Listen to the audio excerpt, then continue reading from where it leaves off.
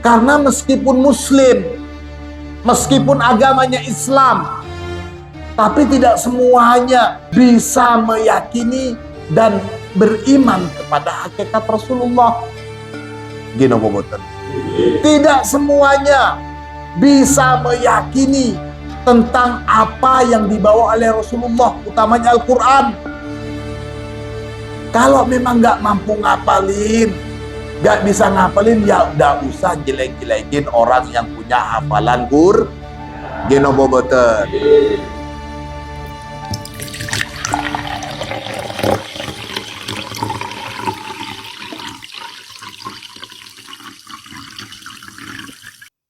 Bismillahirrahmanirrahim. Alhamdulillahirabbil alamin.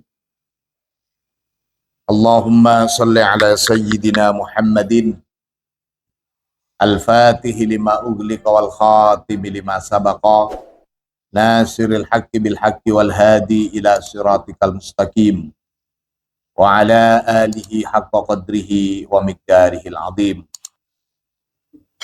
Rabbi shrah li sadri wa yassir li amri wahlul 'uqdatam min lisani yafqahu qawli, amma ba'du. Fuqara Tijani rahimakumullah. Pada kesempatan kali ini kita akan menelaah satu hadis kaitannya dengan hakikat Rasulullah sallallahu alaihi wasallam. Jadi hadis-hadis model seperti ini, kalau sudah berkaitan dengan hakikat Rasulullah, maka tentunya hanya mereka yang meyakini bahwasanya Rasulullah bukan sekedar nabi biasa, bukan sekedar rasul biasa, tapi ada hakikat Rasulullah yang namanya hakikat hanya Allah yang tahu. Bagi pihak yang meyakini bahwa kemuliaan Rasulullah tidak terbayangkan, kehebatan atau karomah serta barokahnya Rasulullah itu tidak bisa dibayangkan oleh akal kita. Jangankan Rasulullah, setiap kali baca manaqib, kita itu juga mensifati bahwa fadilah yang Allah berikan kepada Syekh Ahmad jalatan wasfil lisan, tidak bisa diungkapkan dengan kata-kata. Tidak ada kalimat yang pas untuk mendeskripsikan, untuk menggambarkan kemuliaan Syekh Ahmad. Itu Syekh Ahmad, apalagi Rasulullah. Rasulullah adalah guru sejati kita, para ikhwan Tijani. Rasulullah adalah ustadzul asatid. Rasulullah itu adalah gurunya semua guru. Pada hakikatnya, Syekh Ahmad juga mengantarkan kita menjadi muridnya Rasulullah. Gino bobotan. Karena Rasulullah sendiri yang bilang kepada Syekh Ahmad, murid-murid kamu itu adalah murid-murid saya. Jadi, di dalam Thariqah Tijani, kemuliaan kita sebagai ikhwan Tijani berkaitan dengan hakikat Rasulullah itu wajib kita yakini. Salah satunya adalah pembahasan hadis yang akan kita bahas ini. Kalau mereka yang Rasulullah kan sudah gak mungkin berdampak lagi dalam kehidupan kita, yang gak mungkin mempan dengan hadis-hadis model seperti ini. Jadi tancapkan dulu keyakinan kita, keimanan kita kepada Rasulullah, keimanan dengan keimanan yang sebenar-benarnya iman tentang Rasulullah dan apa yang dibawa oleh Rasulullah, utamanya Al-Quran dan sunnah-sunnah nabawiyah. Kenapa kok saya perlu tegaskan ini? Karena meskipun muslim, meskipun agamanya Islam, tapi tidak semuanya bisa meyakini dan beriman kepada hakikat Rasulullah. Gino boboten. Tidak semuanya bisa meyakini tentang apa yang dibawa oleh Rasulullah, utamanya Al-Quran. Sekarang ini lagi viral-viralnya, apalagi yang biasa buka medsos, lagi viral-viralnya pihak yang bahkan menyepelekan, untuk tidak mengatakan menghina, tentang orang-orang yang mendapatkan anugerah sebagai hafidun atau hafidotul Quran. Mereka menafikan apa gunanya menghafal Al-Quran. Bukankah sekarang ini zaman teknologi, HP, Android, dan atau Apple, semuanya banyak pilihan Al-Quran digital. Lagi pula yang diperintahkan itu bukan menghafal. Yang diperintahkan itu adalah membaca. Iqra, bacalah. Bukan ihfad, bukan hafalilah. Kalau ditanya, adakah perintah menghafal Al-Quran secara dohir? Tentu memang tidak ada. Kenapa? Rasulullah itu Nabiur Rahmah. Rasulullah itu Nabi yang sangat mengasihi sayangi umatnya. Tidak mungkin Rasulullah akan menyuruh umatnya menghafal Al-Quran. Jangankan menghafal Al-Quran, La amartuhum bahkan bisiwak, untuk siwak saja sebelum sholat, Rasulullah itu menegaskan, laula an asyukka ala ummati inda kulli sholatin. Kalau tidak sampai merepotkan atau memberatkan umatku, sungguh aku akan menyuruh mereka untuk melakukan siwak setiap kali akan melaksanakan sholat. Itu siwak saja. Rasulullah nggak mau memberatin kita. Sholat tarawih. Sholat tarawih juga begitu kondisinya. Malam Ramadan, malam pertama Rasulullah sholat bersama sahabat. Malam kedua sholat bersama sahabat. Malam ketiganya Rasulullah nggak keluar, nggak melaksanakan sholat bersama sahabat. Ketika sahabat tanya, loh kok nggak sholat ya Rasulullah? Kalau saya setiap hari melaksanakan sholat tarawih dengan kalian, nanti dikiranya sholat tarawih itu wajib. Jadi kalau ditanya apakah ada perintah untuk menghafal Al-Quran, memang tidak ada secara dohir. Mayyaqra'ul Quran wa huwa hafidun lahu ma'as safaratil kiramil bararah. Orang yang membaca Al-Quran wa huwa hafidun lahu, dan dia menjaga, maksudnya menghafal itu kan maksudnya menjaga. Menjaga apa? Menjaga bacaannya. Kalau dia sudah terima alhamdulillahi rabbil alamin ar-rahmanir rahim ilahir waladdallin, yaitu dijaga. Jangan sampai terpengaruh alhamdulillahu rabbul alamin, itu tidak boleh. Semuanya dijaga.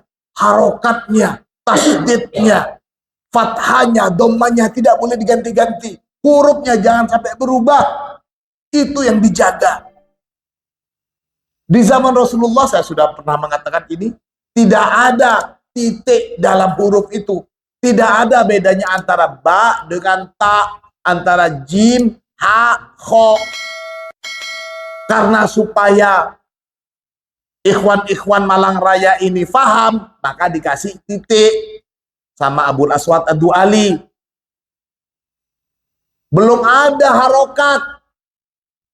Mana fathah, mana kasroh, betul-betul dijaga. Nah, ya itu realitanya. Sekarang kan sudah enak. Quran digital sudah benar semua. Ngapain capek-capek ngapalin? Nah, itu yang diserang sekarang gitu. Ngapain capek-capek ngapalin?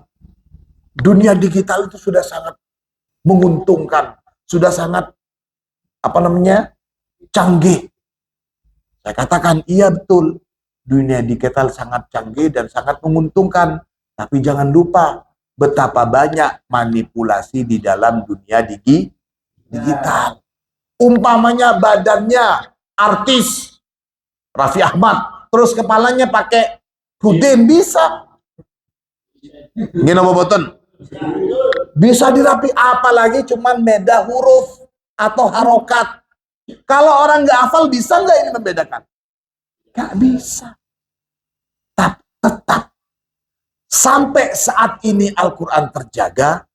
Yang pertama, selain memang dijamin langsung oleh Allah, inna nahnu nazzalna dzikra wa inna lahu lahafidun. Selain langsung dijaga oleh Allah, penegasan Allah dalam penjagaan Al-Quran ini menggunakan domir jamak. Inna nahnu, sesungguhnya kami. Nah, kami ini siapa? Tentu Allah melibatkan para makhluk. Dan para penghafal Al-Quran ini masuk dalam cakupan inna nahnu. Artinya apa? Mereka yang mendapatkan keistimewaan anugerah sebagai penghafal Al-Quran itu adalah orang-orang pilihan. Kalau memang nggak mampu ngapalin, nggak bisa ngapalin, ya udah usah jelek-jelekin orang yang punya hafalan Genoboboten. Memang betul ditegaskan orang yang melaksanakan sholat, maka sholat itu mencegah dari perbuatan keji dan mungkar. Lo itu kok masih melaksanakan, dia sholatnya rajin, tapi melakukan perbuatan keji dan mungkar. Ya jangan salahin sholatnya. Mungkin tahap sholatnya dia masih sekedar mengerjakan kewajiban. Bukan sejatinya melaksanakan sholat. Dia meneruskan aktivitasnya meskipun di dalam sholat. Aktivitasnya macam-macam, diterusin di dalam sholat. Cuman badannya saja berat, tapi pikirannya masih ke aktivitas itu. Genoboboten. Belum melaksanakan sholat ala dawam. Maksudnya sholat ala dawam, meskipun dia tidak sholat, tapi tetap merasakan dan meyakini kehadiran Allah. Ini. Qala Rasulullah sallallahu alaihi wasallam. Rasulullah bersabda, la tamassun naru, la tamassu, tidak akan menyentuh an-naru, apa api neraka, musliman, kepada seorang muslim. Muslim yang mana? Ro'ani, yang telah melihat aku. Jadi Rasul tegaskan, seorang muslim yang sudah melihat aku dengan penglihatan yang penuh cinta, tidak mungkin akan tersentuh oleh api neraka ini. La tamassun naru musliman ro'ani. Api tidak akan menyentuh seorang muslim yang telah melihat aku, kata Rasulullah. Auro'a, atau melihat. Man, kepada orang, ro'a, yang telah melihat. Siapa? Man, ni, kepada aku. Atau mungkin karena dia tabi'in, dia tidak hidup sezaman dengan Rasulullah, dia tidak nututin dengan masanya Rasulullah, maka dia tidak mungkin melihat Rasulullah. Nah, kalau kondisinya begini bagaimana? Nggak apa-apa. Meskipun tidak bisa melihat Rasulullah karena zamannya sudah berbeda, Rasulullah sudah kembali ke rahmatullah, orang yang melihat aku, dia akan selamat dari api neraka. Atau melihat orang yang pernah melihat aku. Nah, ini untuk tabi'in. Atau melihat orang yang pernah melihat aku. Terus seperti itu. Sini. Di sini ada keterangannya, al-muslimu, adapun kata muslim di sini, la tamassun naru musliman, ya. Kata muslim di sini huna nakirotun. Kata muslim di sini merupakan isim nakiro. Bukan la tamassun naru al-muslima, tapi la tamassun naru musliman. Nah, kalau ada tanwinnya itu berarti nakiro. Kalau ada alnya itu namanya isim ma'rifat. Ada isim nakiroh, ada isim makrifat. Apa bedanya? Isim nakiroh itu bermakna umum, kalau isim makrifat itu makna spesifik. Hada talib, ini siswa. Nah ini makrifat. Tapi di sini bermakna umum. La tamassun naru musliman. Itu. Al muslimu huna nakirotun. Tufidul umuma. Tufidu berfungsi. Apa nakiro ini? Al umuma pada pemaknaan yang mengumum. Fakullu nabiyyin. Maka adapun setiap nabi itu muslimun, ialah seorang muslim. Orang Yahudi menganggap Nabi Ibrahim itu Yahudian. Wan Nasoro, orang Nasrani menganggap Nabi Ibrahim Nasronian.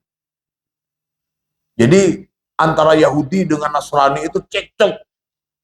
Wa qalatil yahudu laisatin nasoro ala syai'in wa qalatin nasoro laisatil yahudu ala syai'. Katanya orang Yahudi, apa itu Nasrani itu? Tidak apa-apa nah. Katanya orang Nasrani, apa itu Yahudi itu? Tidak apa-apa nah. Terus mereka cekcok. Mereka mengklaim orang yang paling dekat dengan Ibrahim. Ibrahim itu Yahudi. Katanya orang Nasrani, oh Ibrahim itu Nasrani. Ditegaskan oleh Al-Quran, kok ngaku-ngaku. Padahal kitab-kitab mereka itu turun jauh setelahnya Nabi Ibrahim. Nabi Ibrahim itu dikenal sebagai, selain Khalilullah, dikenal sebagai Abul Anbiya'i, bapaknya para nabi. Dan kita sebagai murid Thariqah Tijaniyah, nisbatan kita kepada Nabi Ibrahim dan ajarannya juga sangat melekat. Itulah kenapa nama Thariqah kita ini adalah Thariqatul Ahmadiyatul Muhammadiyatul Ibrahimiyatul Hanifiyat. Fakullu nabiyyin muslimun. Maka adapun setiap nabi, semua nabi itu muslimun, ialah seorang muslim. Maksudnya di sini orang yang betul-betul berserah diri kepada Allah, mengesahkan Allah.